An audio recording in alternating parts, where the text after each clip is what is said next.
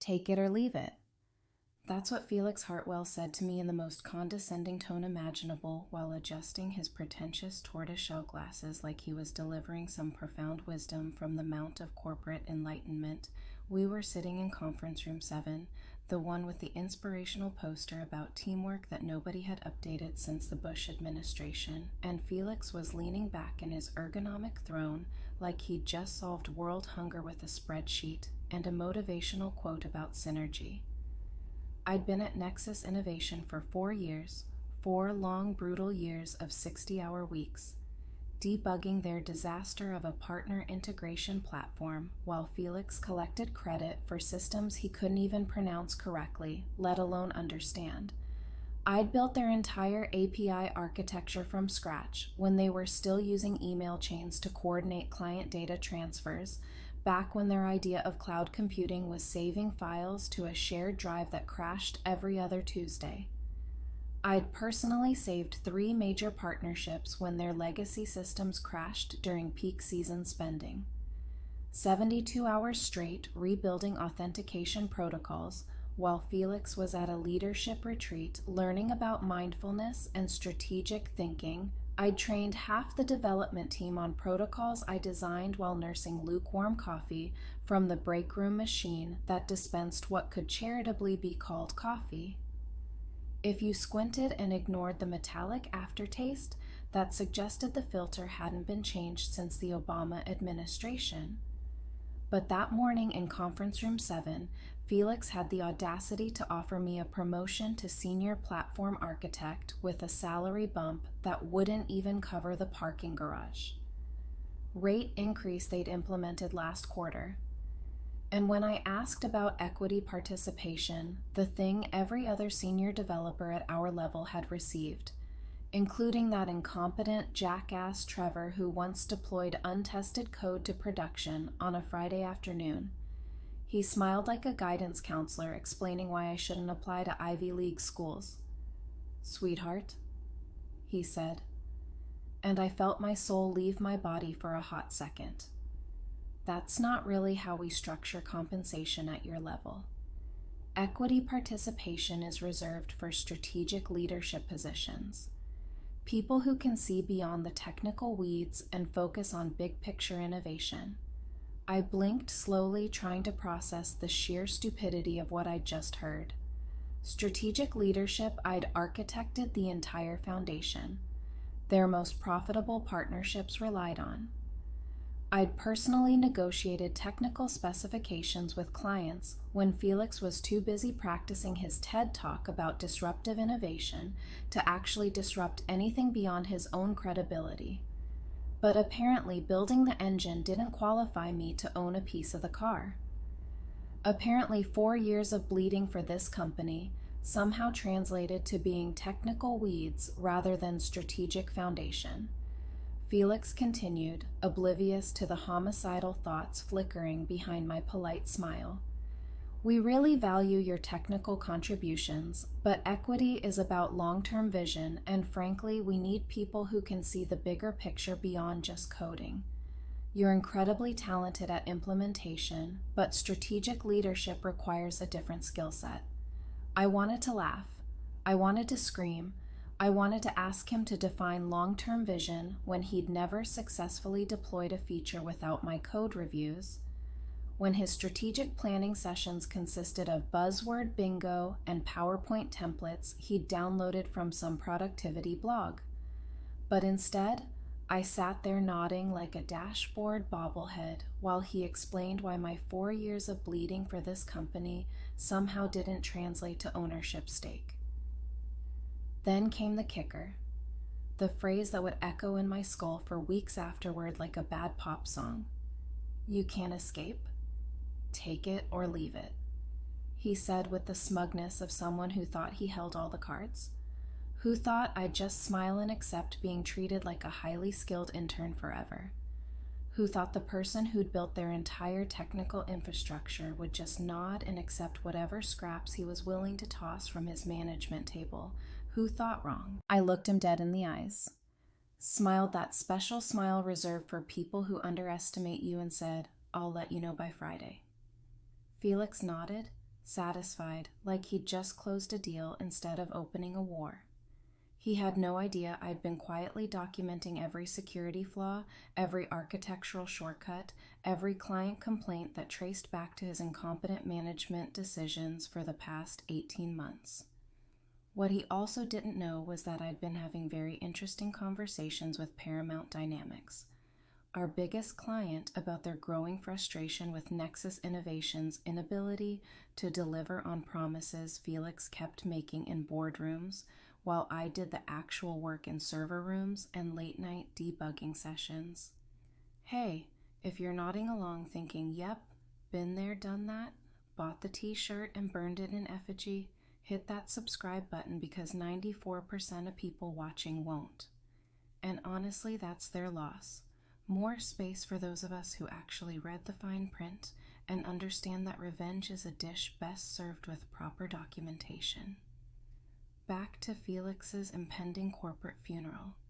I spent that Wednesday night in my apartment with takeout containers scattered around my laptop, like the remnants of a strategic planning session that actually produced results. Unlike Felix's quarterly vision boarding exercises, I wasn't just angry anymore, I was methodical. Anger is emotional, but methodical is dangerous, and I'd moved firmly into the dangerous category. The kind of dangerous that comes from understanding exactly how fragile the systems are that people take for granted. I opened my laptop and pulled up the folder I've been quietly maintaining for months, titled System Documentation, but really containing every email thread, client complaint, technical disaster, and management failure that Felix had either caused or failed to prevent. There was the time he promised Paramount Dynamics a custom integration in 2 weeks when the actual development time was closer to 8 weeks. Guess who worked 4 consecutive weekends, subsisting on energy drinks and spite, to make his impossible timeline barely possible while he posted LinkedIn updates about work-life balance? There was his brilliant decision to deprecate our authentication protocol without consulting anyone on the security team, because he'd read an article about modernizing legacy systems resulting in 3 days of client lockouts while I rebuilt the entire access management system from scratch. During what was supposed to be my vacation week, there was the ongoing saga of him taking credit for the revolutionary automated reporting system I designed, implemented, and debugged while he was off networking at industry conferences talking about innovation he'd never actually created, giving presentations about technical solutions he couldn't explain if his bonus depended on it. But the crown jewel, the absolute masterpiece of his incompetence, was his relationship with Paramount Dynamics, or rather the complete absence of one. Felix treated their technical team like they were obstacles to overcome rather than partners to collaborate with. He'd interrupt their engineers during requirement gathering sessions, mansplain their own business processes back to them, consistently. Promise features we couldn't deliver on schedule, and somehow manage to make every client interaction feel like a hostage negotiation. I, on the other hand, had spent months building genuine relationships with their technical staff. We'd collaborated on integration improvements, worked through complex data migration challenges, and developed solutions that actually addressed their real-world problems. While Felix saw Paramount as a revenue source, I saw them as partners, and they saw me as the only person at Nexus who actually understood their needs and could deliver on promises instead of just making them. That distinction was about to become very expensive for Felix. Thursday morning, I called in sick. Not because I was ill, but because I needed uninterrupted time to draft the most important email of my career. The recipient wasn't Felix, it wasn't HR. It wasn't even anyone at Nexus Innovation, it was Jade Morrison, lead architect at Paramount Dynamics, someone who'd become a trusted colleague through months of collaborative problem solving, someone who respected my technical judgment, someone who'd mentioned more than once how much easier their integration projects were when they worked directly with me instead of through Felix's theatrical management style and performative leadership rituals. My email was simple, professional and devastating, like a scalpel wrapped in silk. Subject line: confidential partnership discussion, availability. Jade, I wrote, I hope this finds you well.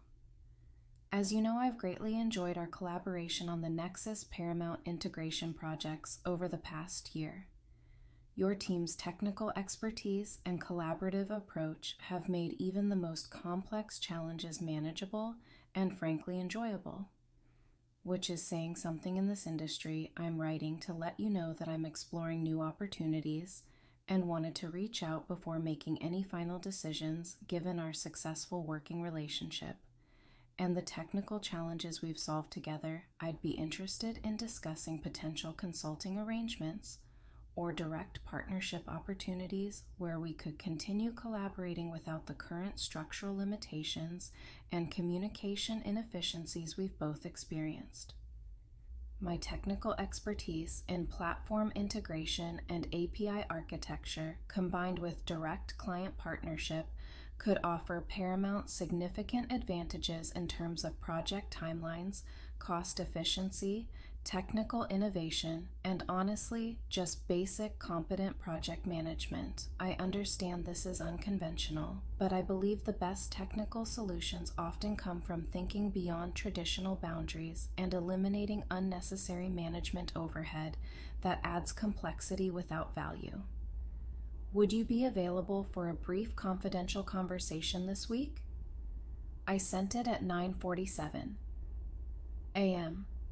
by 11:23 a.m. My phone was ringing. Jade's voice was warm but cautious, with an undertone of excitement that suggested this conversation had been inevitable. I was hoping you'd reach out, she said. We've been discussing internally how to streamline our integration processes, and honestly, your name keeps coming up as the person who actually makes things work without the drama and delays we've come to expect from vendor relationships. The conversation that followed was everything. Felix's corporate doublespeak wasn't. Jade was direct, technical, focused on solutions rather than politics or buzzword alignment sessions. She understood the value of working with someone who could deliver results without the overhead of managing relationships through layers of incompetent middle management who added meetings but never value. By the end of our 30-minute call, we'd outlined a consulting arrangement that would have me working directly with Paramount on integration projects as an independent contractor. The rate she mentioned was nearly double my current salary. The project timeline was aggressive but achievable, and most importantly, the work would be technically challenging rather than politically exhausting. We scheduled an in-person meeting for Friday afternoon, the same day I was supposed to give Felix my decision about his insulting promotion offer. The symmetry was almost poetic, like the universe had a sense of timing and justice that corporate America usually lacks. Friday morning arrived like Christmas, and a public execution rolled into one. I walked into the office wearing the navy blazer I'd bought for job interviews. I'd never needed feeling lighter than I had in months. The fluorescent light seemed less oppressive, the motivational posters less insulting. Even the coffee tasted marginally less like industrial solvent. I had a meeting with Felix at 2:00 p.m. to discuss my decision about his laughable promotion offer. I had a meeting with Jade at 4:00 p.m. to finalize a consulting contract that would make Felix's equity gatekeeping irrelevant. The irony was delicious, like karma served with a side of professional satisfaction at 1:55 p.m. I knocked on Felix's office door, armed with a resignation letter that would make his afternoon significantly more complicated than he'd planned. His office was a shrine to motivational leadership books he'd never read, certificates from workshops about innovation he'd never implemented, and a whiteboard covered in strategic planning frameworks that had never produced actual results. He gestured to the chair across from his desk.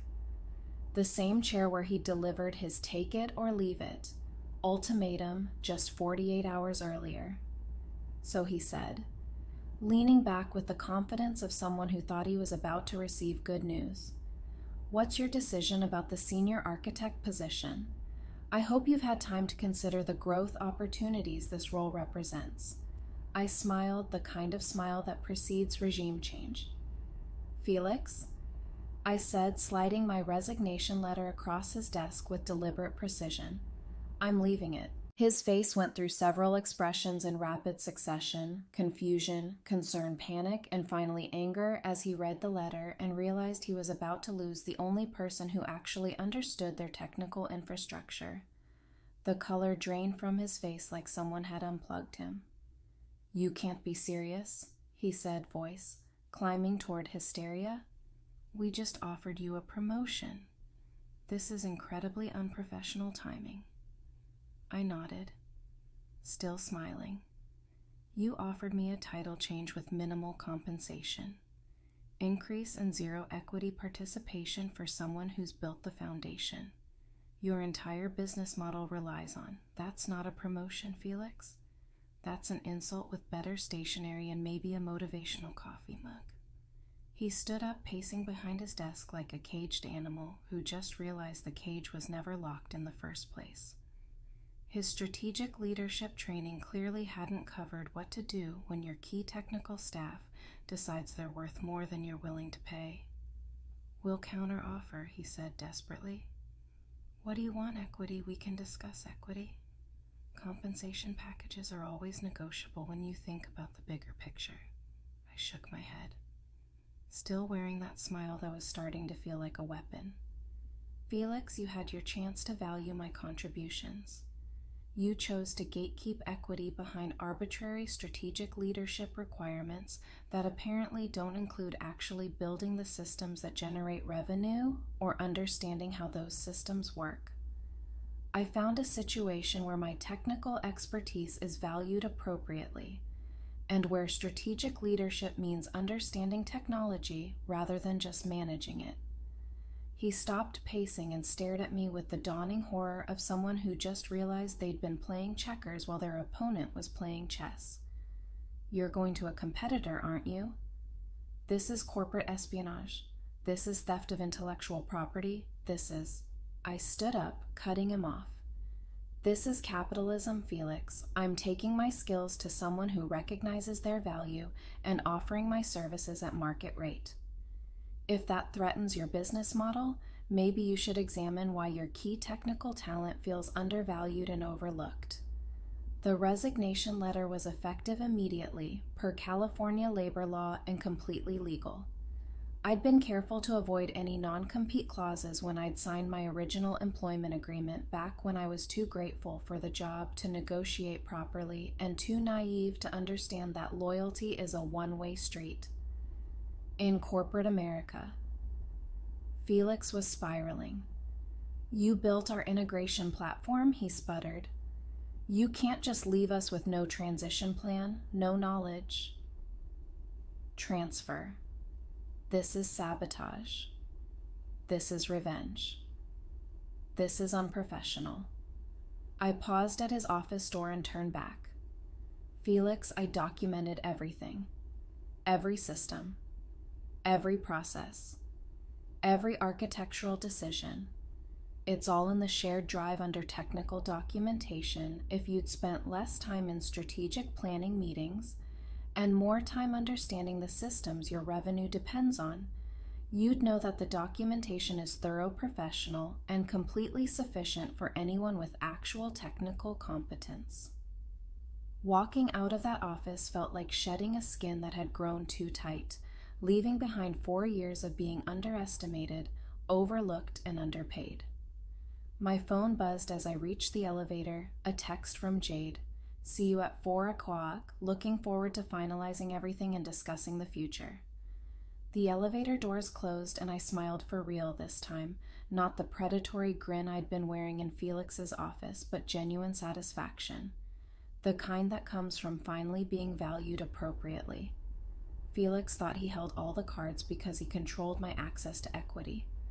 What he didn't realize was that I'd already found a way to own something much more valuable: their most important client relationship.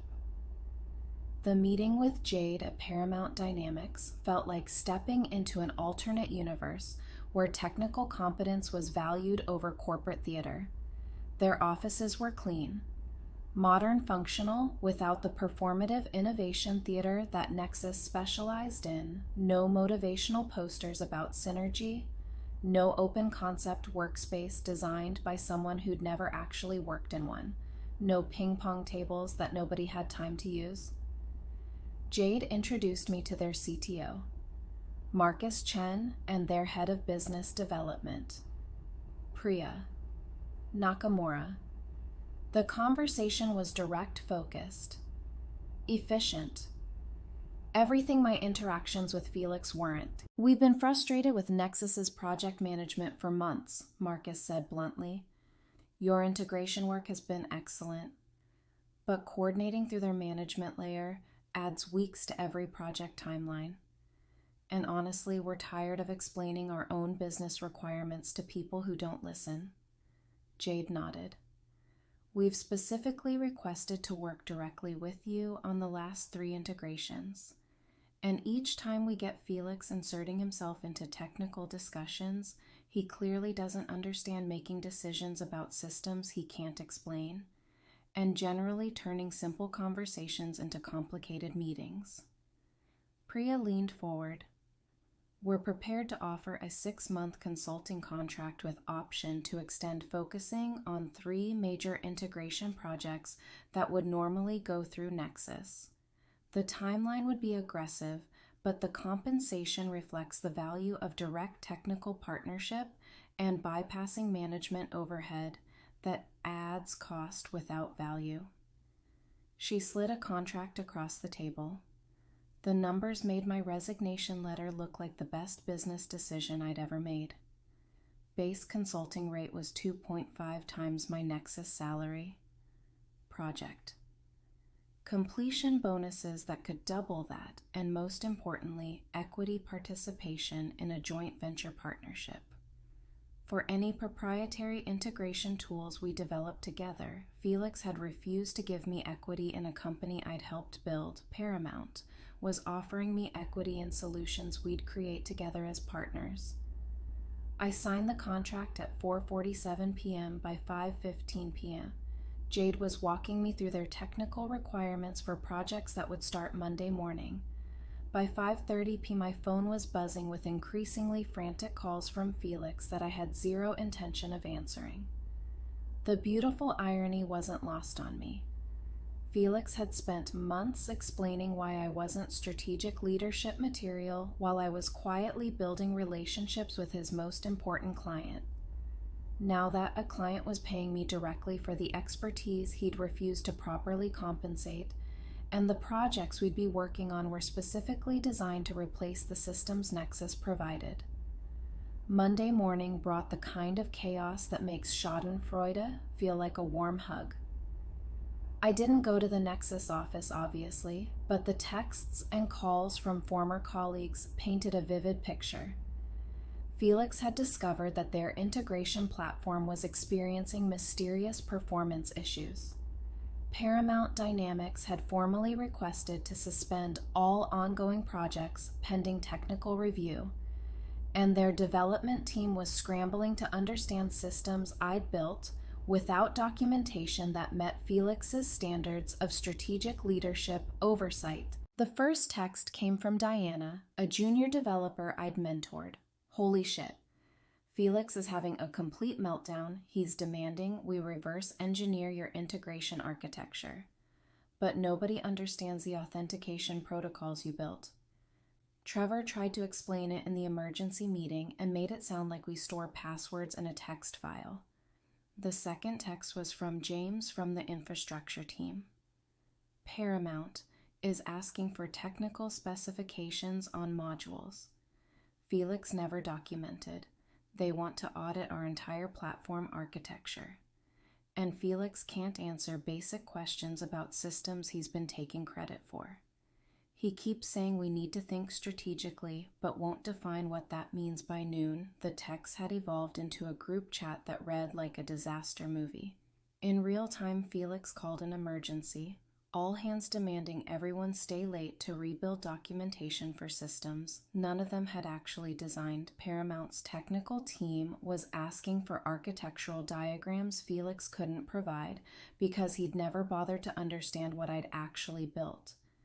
And legal was starting to panic about potential contract violations.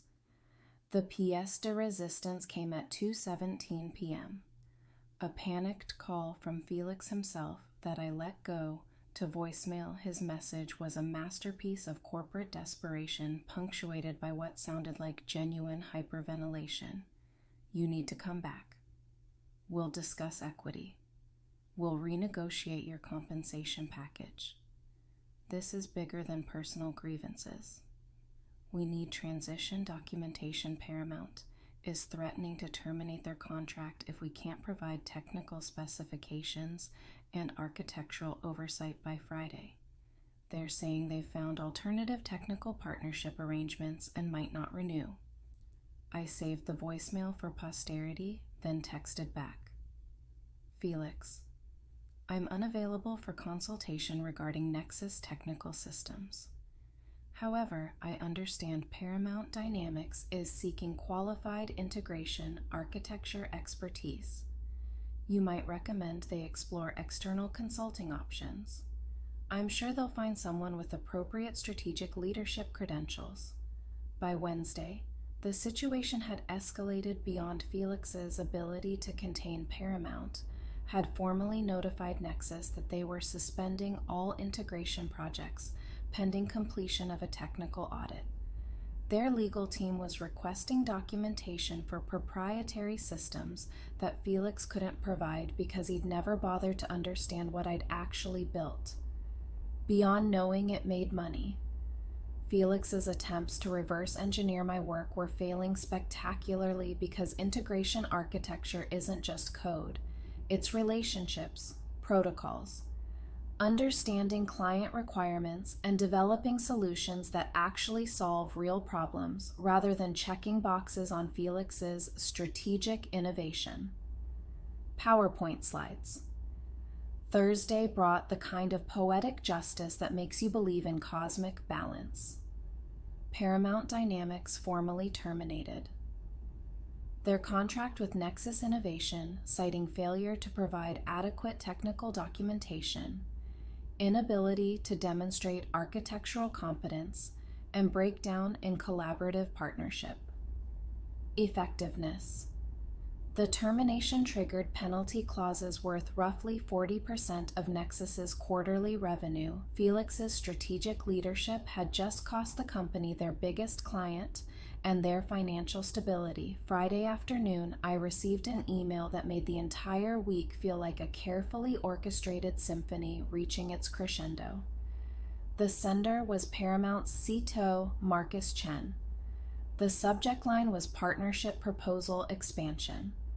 They weren't just extending my consulting contract, they were offering me a permanent position as their Senior Director of Integration Partnerships, with equity participation in their new technical services division, a division specifically designed to provide the kind of strategic technical leadership Felix had insisted I wasn't qualified for. The irony was so perfect, it felt like fiction.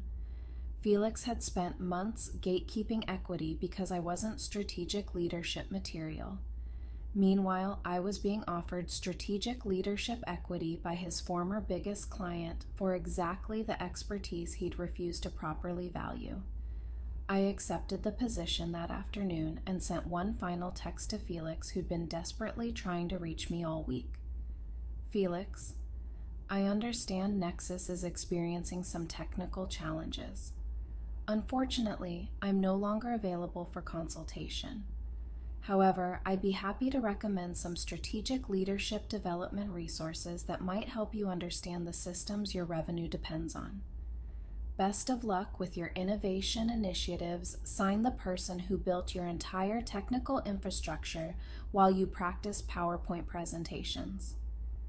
The following Monday, I started my new position at Paramount Dynamics with an office. A real office with a door and windows and a salary that made Felix's take it or leave it offer look like monopoly money. My first project was leading the development of integration solutions that would replace the systems Nexus had failed to maintain or document. My second project was training Paramount's technical team on architectural standards that would prevent them from ever depending on vendors who couldn't explain their own technology.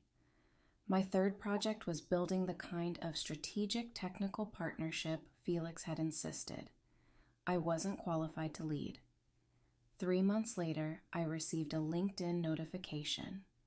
Felix Hartwell had updated his profile to seeking new opportunities in technical innovation leadership. The company description for Nexus Innovation now included the phrase, restructuring operations following strategic partnership transitions, which is corporate speak for. We lost our biggest client because our management was too arrogant to value the people who actually built our products. Felix had taught me a valuable lesson about equity participation. Sometimes the best equity isn't ownership in a company that doesn't value you. Sometimes the best equity is taking your expertise to someone who recognizes its worth and building something new together, something you actually own. Felix wanted to gatekeep equity behind strategic leadership qualifications he never bothered to define. Paramount offered me equity because they understood that strategic leadership means understanding the technical foundation your strategies depend on. Felix thought. Take it or leave it was an ultimatum that would force me to accept whatever scraps he offered. Instead, it became the moment I realized I had options he never knew existed, and the best part. The absolute crown jewel of this entire corporate disaster, Felix's take it or leave it ultimatum, didn't just cost him an employee, it cost his company their financial stability, their technical credibility, and their most profitable client relationship. All because he was too arrogant to recognize that the person building the foundation might deserve to own a piece of what's built on top of it. Thanks for watching, you workplace warriors. Smash that subscribe button unless you're Felix. In which case, maybe work on those strategic leadership skills first and learn what they actually mean.